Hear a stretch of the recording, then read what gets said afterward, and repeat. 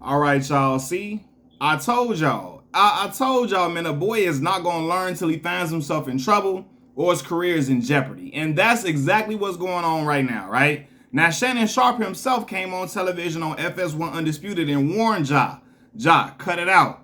You ain't no super thug. Relax. Be a basketball player. Be a hooper. It's okay to be just that. And I feel like after that, Ja Morant wanted to poke his chest out even further and double down on, I guess, his little thug status or whatever he trying to be. King Von 2.0 or whatever he aspires to be is getting ridiculous, right? Because at first, Ja Morant was accused of punching a 17-year-old boy 12 to 13 times and flashing a gun at him during a pickup basketball game last summer, right? And then a few days ago, not even a few days ago, the other day, Ja Morant hopped on Instagram Live from the strip club and was flexing his gun on Instagram Live.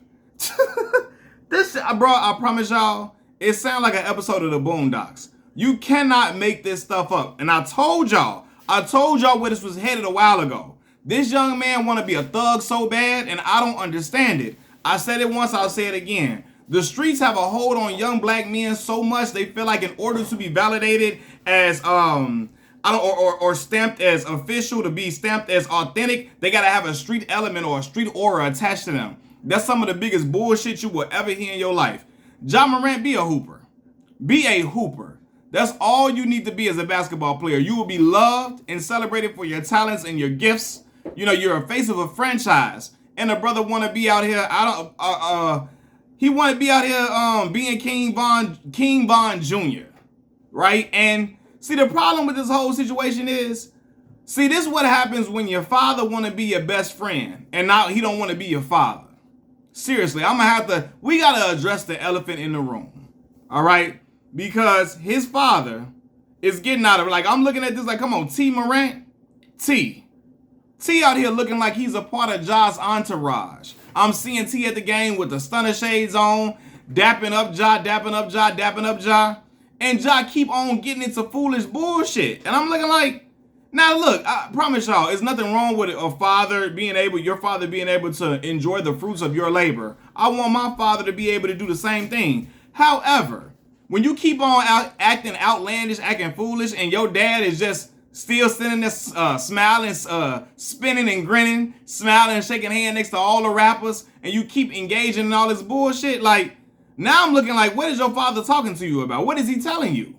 What is he telling you, man? Because this young man he has a $200 million contract, NBA contract, right? He got a signature Nike shoe and an endorsement deal with Powerade. And he got many other endorsements. But the brother want to be looked at as a goon. He want to be looked at as a goon, a gun-toting, gang sign throwing goon. I'm like, and his daddy's sitting right there with him. Now it's everybody looking at T sideways. Like, what are you teaching this boy? Ja's crazy actions, his foolish behavior got everybody looking at his daddy sideways. What are you teaching your son? Because this ain't the first time he's been engaged in some bullshit. This stuff should have stopped when he got into that situation with the Pacers. But he keep going on and on and on, pulling out a gun in a strip club, bro. Flaunting a gun, bro. That's just silly to me. Ja think he in the same NBA as Young Boy.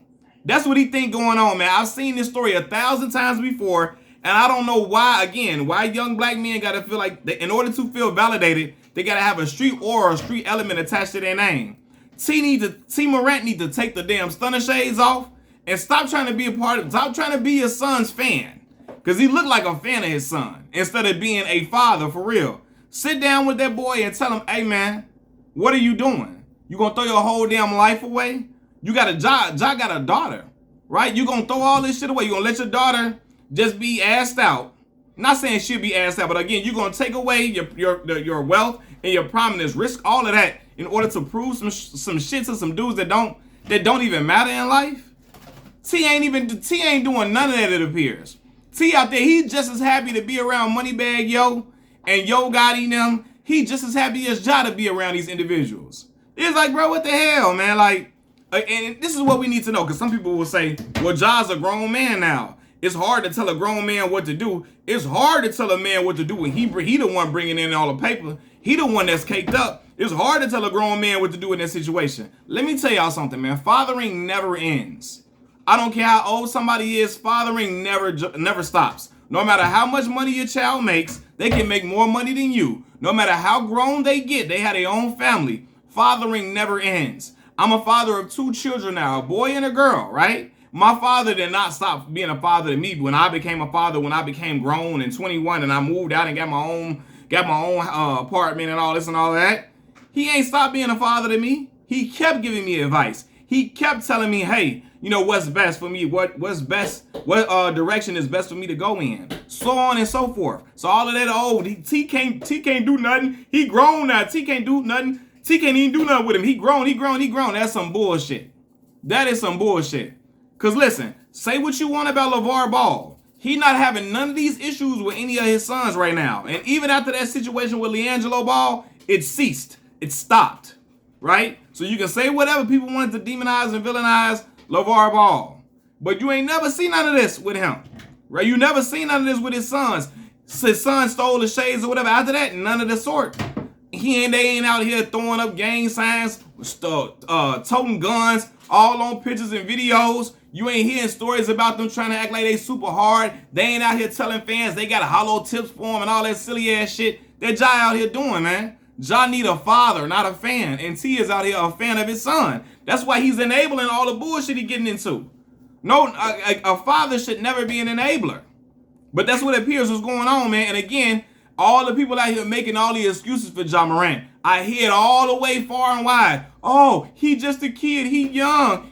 All that he young shit. Listen, it's people in the street that don't give a fuck how old Ja is, okay? He want to act ignorant. He want to act tough. Dudes gonna get right with him. And then again, they ain't got nothing to lose. They willing to crash all the way out about theirs. All right? And again, I never seen a brother try to get out of the NBA so quick in my life until I seen Ja Morant. And this story don't never go the right way. Look what happened to Paul McPherson from my hometown of Chicago, Illinois. Got caught with a gun and some weed and never got back right? All these dudes, Isaiah Rod and them, never was able to get opportunities after being head cases, after being wild and unruly, so on and so forth. Get it together, brother, for it be one of them type of situations. Now the Memphis Grizzlies have suspended him, I think, for 2 games. That's them trying to get ahead of the whole situation because the NBA is investigating Ja Morant right now. And his ass is looking silly.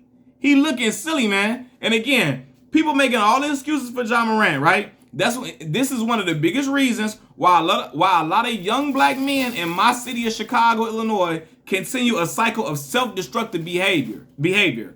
Stop being enablers to ignorance.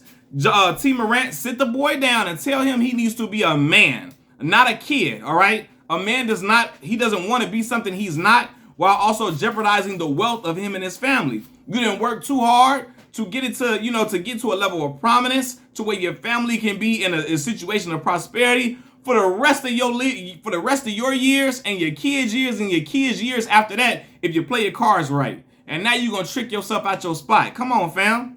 Hustling backwards like a mug. Like I ain't never seen. This shit is crazy to me, man. A lot of people would kill and die to be in Ja Morant's situation. But the boy want to be, he want to be NBA young boy King Von now. For real, man. I don't know. You trying to impress these little broads or something? Because y'all know some young girls that feel like that shit is cute and all of that. Boy, I promise you them girls will be gone quick, fast, in a hurry when that money go. You trick yourself out of a situation, trick yourself out your spot, toting guns and get into silly shit and you ain't got your money no more. Them girls gone. They fleeing immediately, right? So all the girls, Ja so cute, all that shit. You could, and again, ain't nothing wrong with them being attracted to the young brother, but the silly shit gotta end, okay? And all this making excuses for him, it ain't gonna do him no good, cause he's always gonna find a way to try to validate bullshit that he gets into, right? And if T. Morant ain't correcting him, who can? If your daddy can't correct you, who can correct you? T. Morant out here trying to get into a fight with Shannon Sharp. They apologized and hugged it up. But he trying to holler back and forth, getting into it with Shannon Sharp. T, you need to be getting your son. Tell your son, reprimand your son, all right? And tell him, get him from acting dumb. Because he's doing a lot of dumb stuff. Come on, man. We know where it's heading. We know where this is heading. And I called it months and months, 7, 8 months ago I said it. Now look what's happening. He's unraveling right before our eyes. And I feel like when Shannon Sharp called him out, he wanted to drop, I guess, quote unquote, drop his nuts and show the world he really is like that. He really is tough. Silly ass. Now your ass might be sitting at home for a while. You are in a position to lose games. The Memphis Grizzlies are in a position to lose games, and they've been losing a lot of damn games since Ja Morant basically made it seem like the East was sweet. The West was sweet.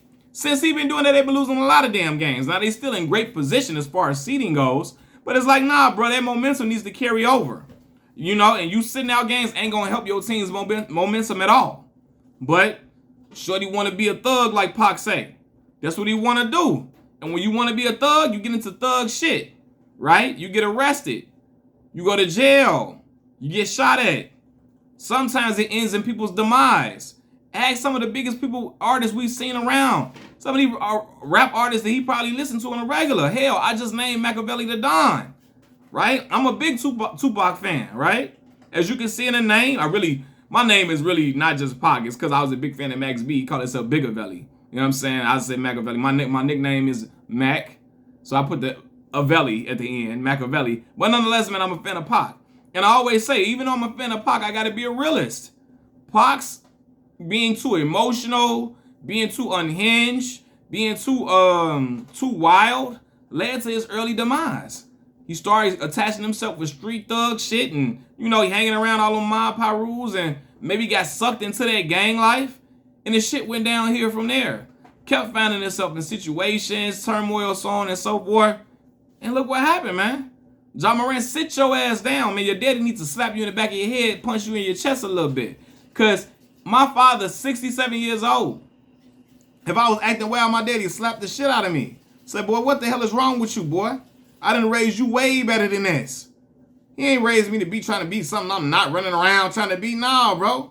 And again, when I talk about Chicago, Illinois, I'm never talking about, trying to beat my chest and trying to act like, I'm never trying to beat my chest and trying to act like Chicago the hardest land ever, because it's hard places and tough dudes everywhere. But I only can speak from experience, right? I seen what happened with street shit here. That's why I never was a part of it. One, that never was me, right? And my people would kill me. For one, right? I never was a street dude. But another reason is that I see where it go. Bruh, street shit in Chicago go beyond just toting guns and showing them and flashing. And in Memphis, it does too. People getting killed left and right out here, man. People getting shot. People getting paralyzed, left in wheelchairs. Their life is never the same. But y'all dying to be a part of that shit. Like, I don't get it, man. And he not even from that type of environment. He not even from that type of situation. Came from a good family, good upbringing, so on and so forth, and want to be a part of the streets. And this is the thing. It's an issue that a lot of suburban kids face, right? Because they from the suburbs, a lot of times some of them get made fun of, or they feel like they got to go above and beyond to try to show that they hard and they tough because they from the suburbs. So now, in order to validate themselves, in order to compensate from being from the suburbs, they try to go the extra mile to do tough shit. They try to go above and beyond. And they want to bring guns to school. Now they want to tote guns on their waist when ain't no guns got to be around in no situation. Now they want to go and get on pictures with guns and throwing up their middle fingers all in every damn picture. Then they go into, now they want to sell drugs a little bit to show that they can be in the type of street element. Now they want to shoot and kill somebody now just to show that they still is official and still and not official, but to show that they really official, not still official. They really official and they really like that. So now they want to kill somebody, take a life. And it gets a cycle full of stupidity and bullshit. And that's what the young brother going down. But again, he need a father, not a best friend. Okay? There's nothing wrong with being, talking to your kids and have a great relationship with your children. Again, my children are growing up. I aspire to do that as well. My daughter's older, where she can come and talk to me about anything. But I ain't gonna never make no mistake about it. I'm not friends with my children. I can listen to them, hear them out. We can have conversations about things. We can discuss it. I'm gonna tell you right from wrong. I'm gonna tell you when you're wrong, and I'm gonna correct you, right? But I'm not gonna be your best friend. We ain't gonna be acting like John and his daddy seem more like brothers than father and son. That's a problem. That's a problem. Because he don't seem to respect his father's authority, if his father is even exercising it. All right? And Demetrius, that's Ja Morant real name. Demetrius Jamel Morant. Get your life in order, brother. Get your shit together. Before you be at home, like Spreewell now. Be sitting on the sidelines, man. Spreewell didn't want to take some $20-something million, and he got sent home, right? But I think people didn't really want to take a risk on him or a chance on him because he was getting himself in so much damn trouble. People felt like he wasn't worth the trouble no more, right? Don't find yourself in certain situations that a lot of other men have found themselves in. I mentioned Paul McPherson, Chicago legend, icon, man. Street affiliated, let the street affiliations take him under to where he was exiled from the league after he got into some trouble. Nobody wanted to deal with that. Got drafted and never was back into the situation again. Never was back into the league or had a chance after that. Who Paul McPherson got drafted to? P-Mac got drafted to. He went undrafted. He went undrafted. But he got was he with Golden State at the time of his arrest? Phoenix or Golden State, I think. One of them. But it never panned out after that, man. And Ja, listen, man. Get it together, get it in order. For you be sitting at home and all your stuff be getting taken away from you because you can't afford it no more, because you ain't got that league look no more. So the endorsements don't matter.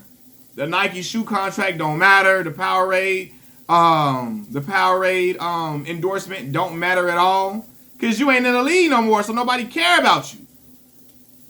Tread lightly, brother. Tread lightly. Get yourself in order. Now, he issued an apology. Oh, he had a great publicist, a great PR team. They should have been getting around him before he was doing all the stupid shit he was doing in the first place, right? But don't end up like Antonio Brown. Get yourself out the league, tricking yourself out your position. Calm down, relax, get your head together, get your life in order. Come back stronger and harder than ever. But leave all the street gangster shit, all the fake tough ass shit. Leave that alone. Leave it wherever it needs to be put to rest. And come back and be a hooper.